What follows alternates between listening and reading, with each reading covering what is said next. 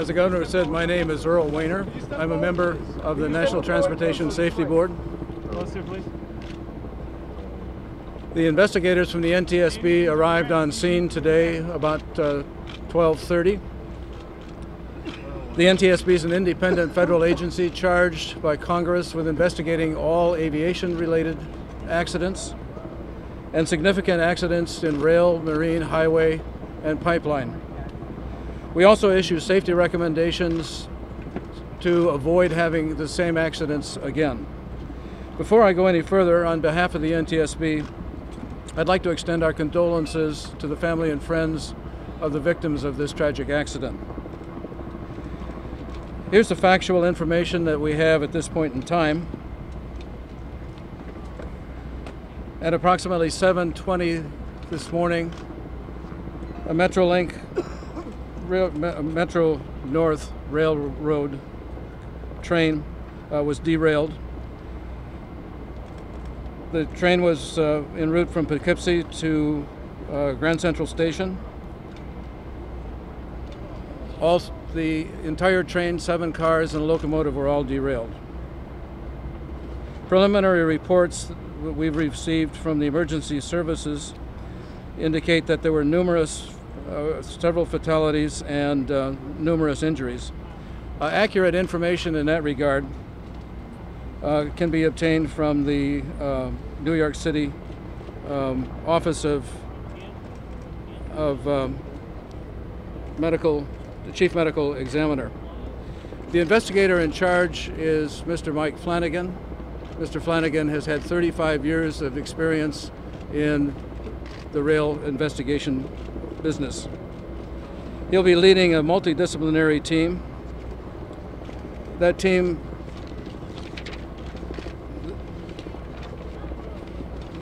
involves several sub-teams. There will be an organizational meeting tonight to form up the teams.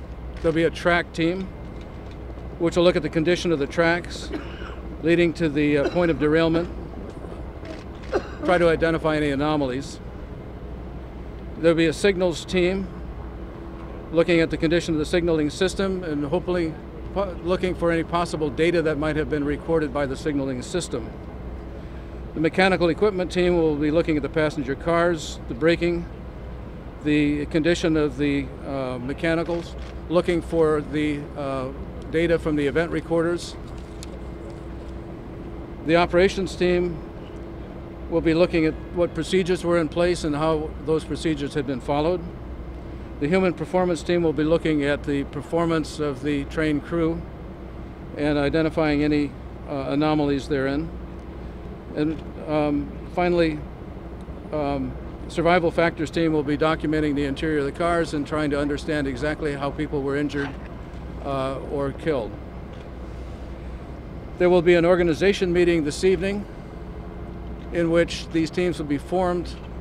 The parties to the investigation will include the Federal Railway Administration, the New York Public Transportation Safety Board, Metro North Railroad, the Teamsters, who represent the Maintenance of Way organization employees, and the Association of Commuter Rail Employees.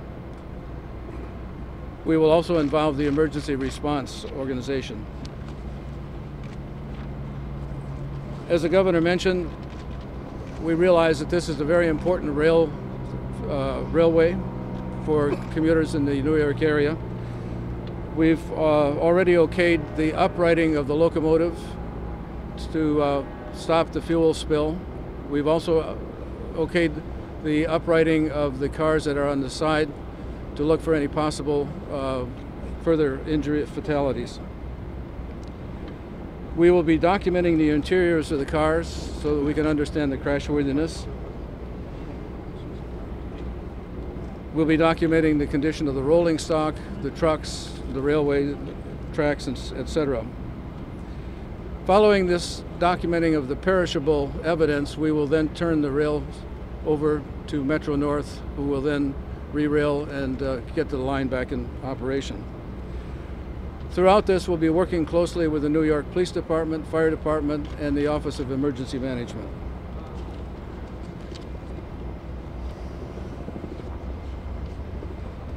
In addition to our investigators, we have specialists from the Office of Transportation Disaster Assistance who will be working with the Metro North Railroad and the New York City Office of Emergency Management. Throughout the next few days, our investigators will work on scene to thoroughly document the accident scene, gathering the factual information.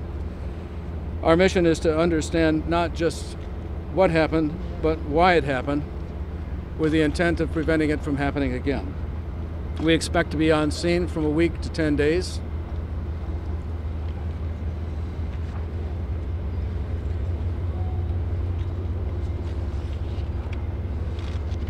Obviously, since we're just beginning the investigation, we don't have a great deal of other information to report. However, we will keep you informed with regular press briefings.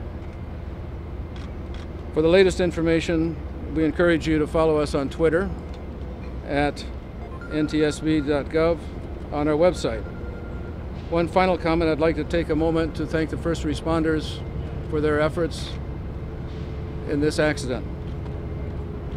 I'd be happy to take a few questions. Can we ask you about concern about maintenance and repair on this line? Because I know the governor has had some concern. The same question to you and both the governor, if you could. What has been your concern about that with the NTSB and MTA, if they've complied with what you've wanted? So the question is, are we really going to be looking at the maintenance? Yes, we are going to be looking at maintenance records of the rails, the cars, as well as personnel records, in addition to maintenance records. Governor, what's your concern been about that? I think this is an opportunity for the NTSB to review the entire operation, review this accident, all the procedures. As I said before, safety is job one, and if there is a lesson to learn from this tragedy, we want to make sure that we learn it. So we're probably most eager to hear the results of the NTSB investigation, whatever it is. Have you spoken to the conductor? We have not spoken to the conductor. We anticipate interviewing the train crews in the next day or two. There was another derailment near this spot in July. What concern do you have that this happened so close to that last derailment, and could the two be related at all?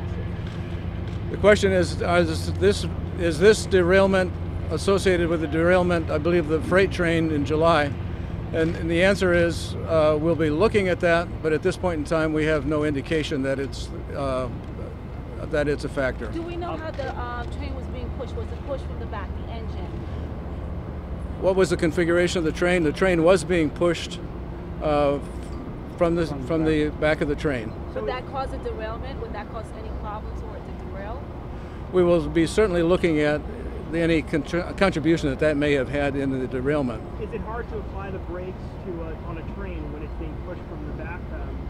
There have been reports that the train operator said he tried to apply the brakes and it just didn't apply. Have you heard anything about that, or just knowing how the trains work?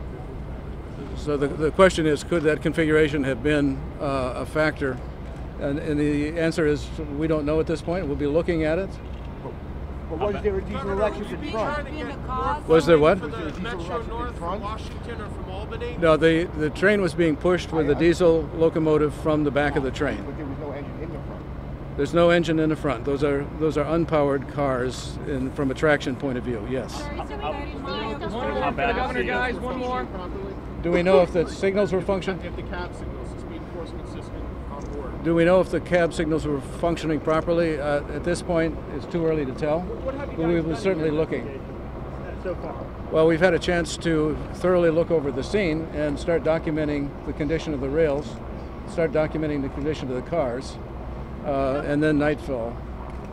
Governor, how concerned are you with this big curve? There was a second accident. This is the second accident. There was one in July. Are you worried about how this curve is, and maybe speed was possibly a factor here? Well, that is the question. The curve has been here for many, many years, right? And trains take the curve every day of 365 days a year. So it's not the fact that there's a curve here. There's a curve here. The Hudson River hits the Harlem River, goes down into the East River. So we've always had this configuration. We didn't have accidents, right? So there has to be another factor. And that's what we want to learn from the NTSB. If there's a change that the MTA can make, great. That's what it's all about. But first we have to get the results of the investigation before we know what we're trying to fix, if anything. But it can't just be the curve. I think that in and of itself is not the answer. Yes, there was a situation a few months back with a freight train, but that is in the same general area, but not the same specific area. So we have no reason to believe those two things are related either. But I do want to thank the NTSB for their speedy response. And as I said, the MTA will fully cooperate. I've spoken to them about that. Anything the NTSB needs, they'll get from the MTA. And when they're finished with their investigation, we'll proceed accordingly. Thank you. Thank you. Thank Do you. you have the name of the operator? Was there any evidence of coal vehicle expansion being part of the problem? Any kind of Mr. Weener, We'll take one more question. How bad's the fuel spill? What is the speed supposed to be at that curve? Yes. The curve speed limit is 30 miles an hour. There's a 70-mile-an-hour zone just ahead of it, a 75 ahead of that. Was it going that fast? We don't know what the train speed was. We will learn that from the vehicle event recorders. And incidentally, we have recovered the event recorder off the cab car. We have downloaded the data off the locomotive. We've not had a chance to analyze it or verify it at this point. Thank you very much. Thank you, sir. Thank you.